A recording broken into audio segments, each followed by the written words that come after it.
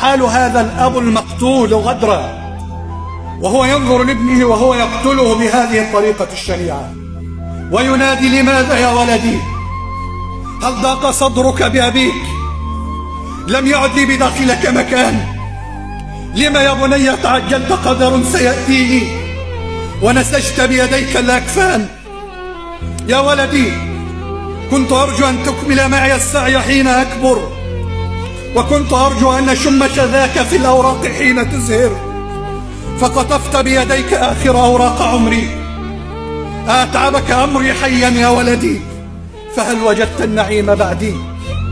كنت أرجو أن تكون رفيق عمري وتكون عزي وعزوتي، وكنت أرجو أن تكون عصاي أتكئ عليها حين تخور قوتي.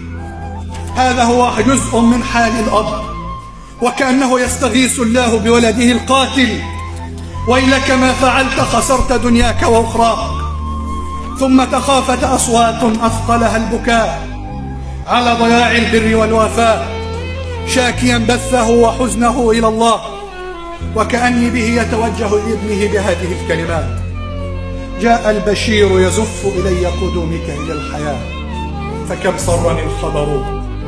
فقلت: ركن الزمان جاءني، وسندي إن تقدم بي العمر.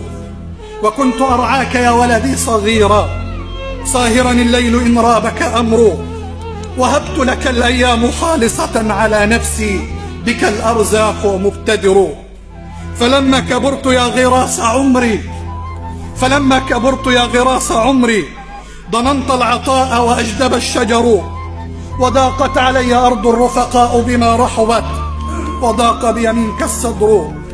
فلما وهن العظم مني وجاءنا الشيب يطلبني لينقضي الدهر، رميتني بسهام العقوق صائبة، وما لي على جرحها جلد ولا صبر. وكنت للهجر الجميل مهاجرا، وأصليتني يا بني نارا تستعر. شكوت إلى الله بثي وحزني، ولا قميص يوسف عدت أنتظر. فجاء الدهر يا قاتلي بشر نوائبه، وعم الصمت والأحداث تختصر.